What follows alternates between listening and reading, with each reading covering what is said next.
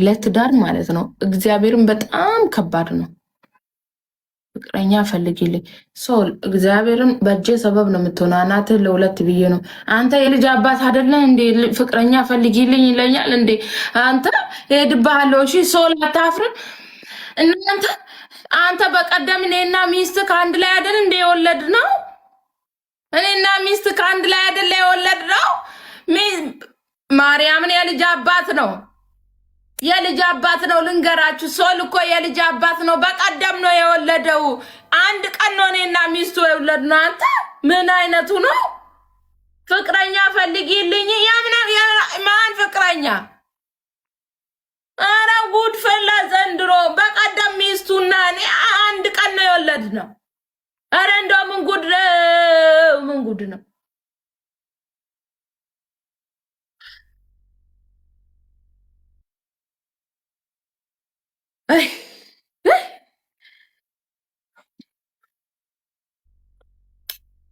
ኖ ኖ ባሌ እዚህ ላይ አታስገባ ውዴ።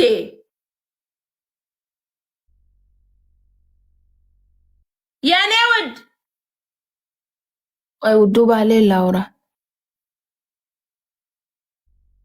ናውጣ። አንተ ሸለመጥማጥ የብድር ልጅ የጎረቤት ልጅ ናውጣ ናውጣ። ምን ይመስላል ይሄ ደግሞ?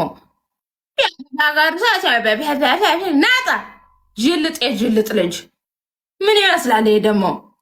የአረብ ሀገር ሴት የአረብ ሀገር ሴት ለማለት ማለት ነው መጀመሪያ ሰው መሆን ይጠበቅብሃል። እሺ ከንቱ አንተ ቂጥን እየገለበጥክ እየተኛክ ማለት ነው ፈስህን እየፈሳክ አንተ ተኝተ ነው። እሺ ስንቷ ቤት የሰራችሁ ቤት ሰርታ አንተን እያኖረች ያለችው አንተ ከንቱ ምን ይመስላል ደግሞ? የአረብ ሀገር ሴት ለማለት እኮ መጀመሪያ ወንድ መሆን ይጠበቅብሃል። እሺ ጭልፋ የአረብ ሀገር ሴት እና ታዲያ ሰፈር ለሰፈር ድንጋይ ከምታሞቅ መታሰራም ነበረ። ቆተታ የአረብ ሀገር ሴት ምን ይላል ይሄ?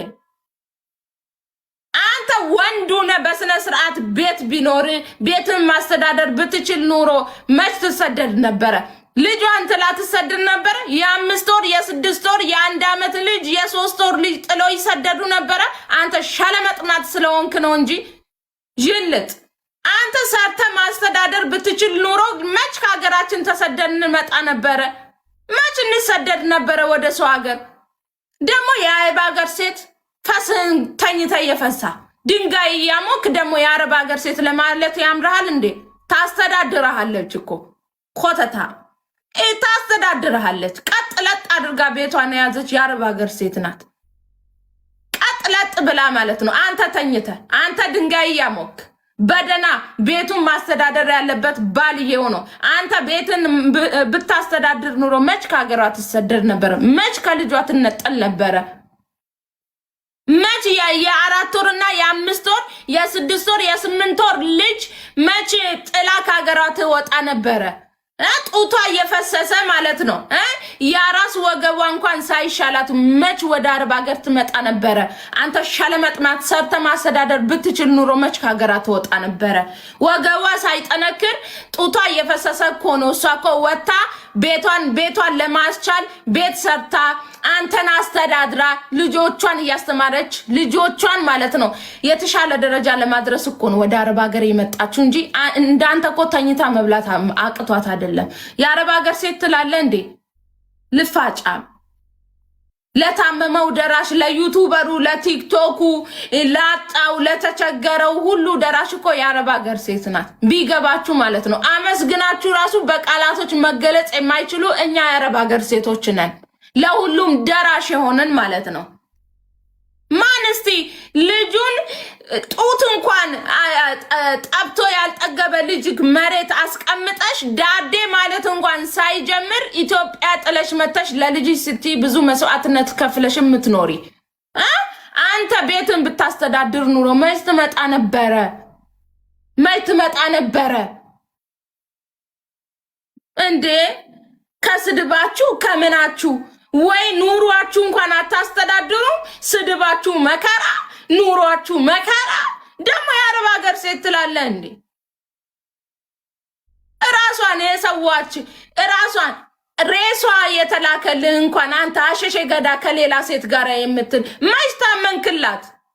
እሱ አረብ ሀገር መታ አንተና ልጅህን የተሻለ ደረጃ ላይ ለማድረስ አረብ ሀገር ትመጣለች። አንተ ከሌላ ሴት ጋር አሽሼ ገዳይ እያልክ የምትኖር ከንቱ የሆናችሁ አላችሁ አይደል እንዴ?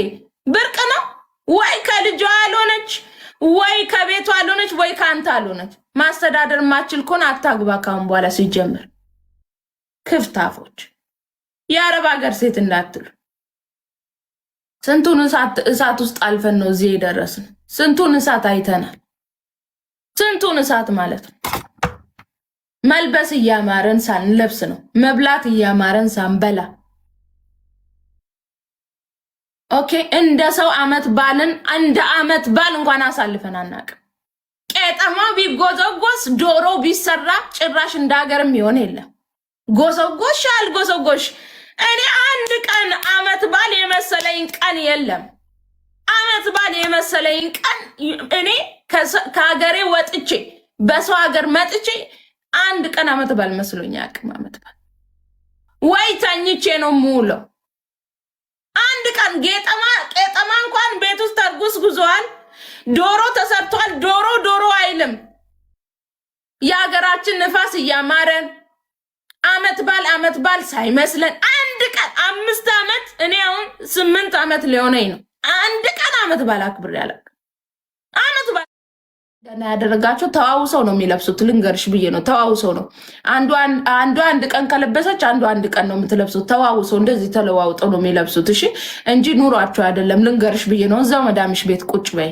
ምንም ልብስ ነው እንጂ የሚያሳምራቸው ውስጣቸው እሳት ነው። ምንም የላቸውም። ኪሳቸው ባዶ ነው። ድንቡሎ የላቸውም። ከዛም በኋላ ስራ አንሰራም ብለው ቂጣቸውን ዘፍስፎ ቁጭ ብለው ዛሬ ይኸው ለልመና ይወጣሉ። እንደዚህ ምንም አይጠቅሙም። ሙዴ ዳይ ወደ ስራ ኢጂዮ እርሻም ቢሆን ስሪ። በረሃ ላይ ቁጭ ብለው የሚሰሩ ሴቶች አሉ አይደል እንዴ? በረሃ ገላዋን መቸርቸር አቅቷት መሰለሽ እንዴ? ክብሬን አልሸጥም ብላ ነው አንገቷን ጎንበስ አድርጋ የምትሰራው። ገላዬን አልቸረችርም ክብሬን አልሸጥም ለማንም ብላ ነው ጠዋት ተነስታ እርሻ ጋር የሚሰሩ አሉ እኮ እመቤቴ። ሴቱ ነው ማለት ነው። ማርያምን እርሻ የሚሰሩ አሉ። ክብራችንን አንሸጥም ብለን ነው እንጂ ለዚህማ ማን ይጨማለቅ ነበረ? እዚህ ቁጭ ብሎ ማን ይጨማለቅ ነበረ? መዳም ቤት ማንም። ሁላችንም ግን ክብራችንን አንሸጥም ብለን ነው። ክብረ ቢስ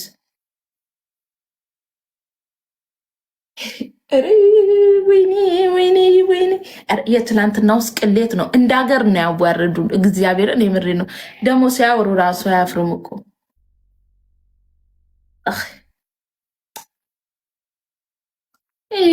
የዱባይ ጉድ ደግሞ አያልቅም ምናምን። ጉድሽን ቤት አስቀምጠሽ አሽቃባጭ።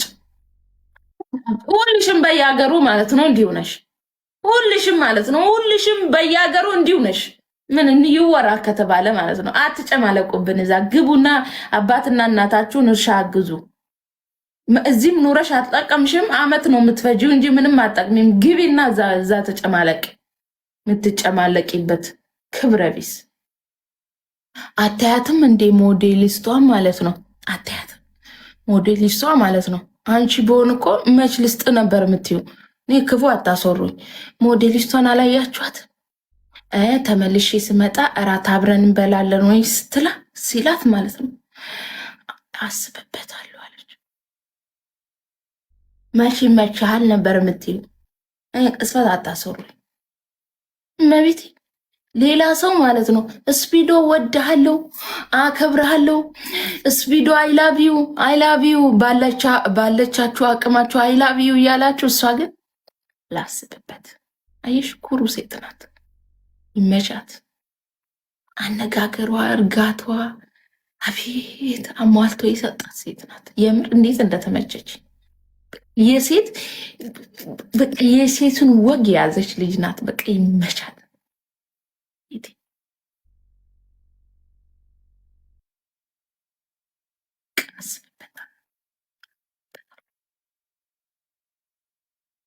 እናንተ እዚህ በ50 ብር ቸርችሩ። እሱን ራሱ ለእራት ዩሲ ለእራት ማለት ነው። እራት ልጋብዝሽ ባለው ማለት ነው። እራት ልጋብዝሽ ባለው ላስብ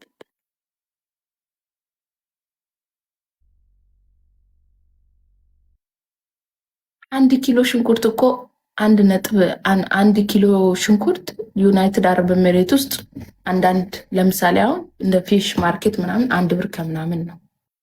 ኦኬ 5 ኪሎ 10 ኪሎ ከገዛችሁ 15 ብር ወይ 20 ብር ነው የምከፍለው።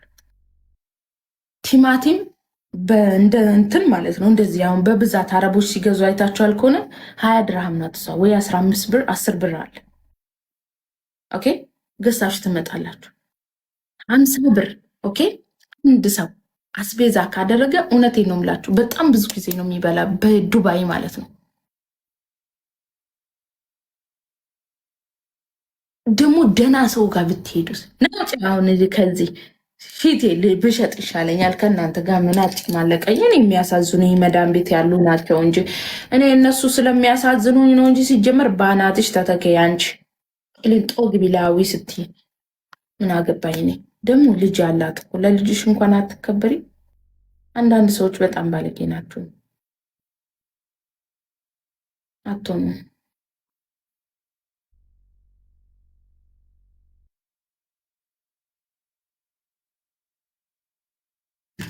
ውጡ። እንዲህ ሰው በ20 ድርሃም ሰውነቱን ይሸጣል። በስመ አብ ውስጥ ምን ችግር አለው ብትለምኝ? ውዴ እየሄድሽ አትለምኝም? እየሄድሽ የወጣሽ ለማኝ ምትሆኝ ይሻላል።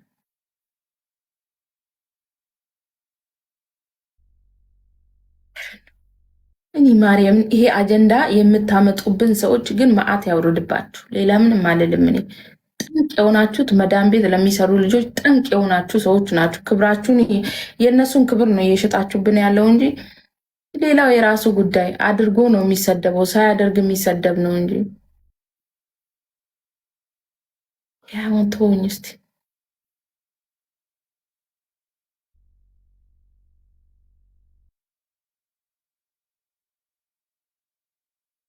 እዚህ ስራ ማውጣት አለባቸው።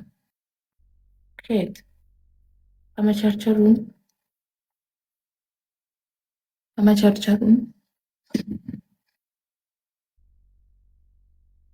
መች ስራ አተው ድሮ መዳን ቤት እኮ 9 ዓመት የሰሩ አሉ፣ 10 ዓመት የሰሩ አሉ፣ 4 ዓመት፣ 3 ዓመት፣ 2 ዓመት ከመዳን ቤት አንወጣም ብለው እዛው እየገረፈቻቸው እያገላመጠች ምግብ ስብግበሉ እያገላመጠች ምግብ አንስታችሁ ስትበሉ ብዙ አነሳሽ እያለች ሰሙን እየደበቀች ጅብን እየደበቀች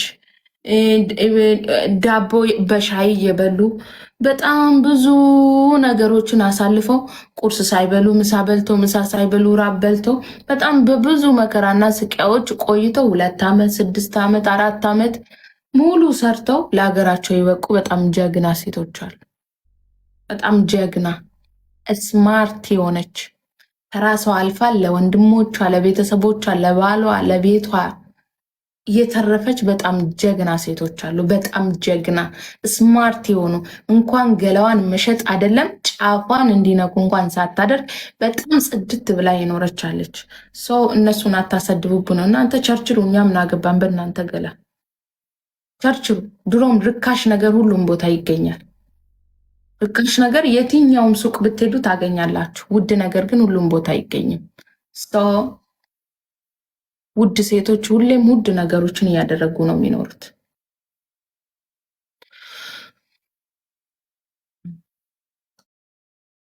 ዘጠኝ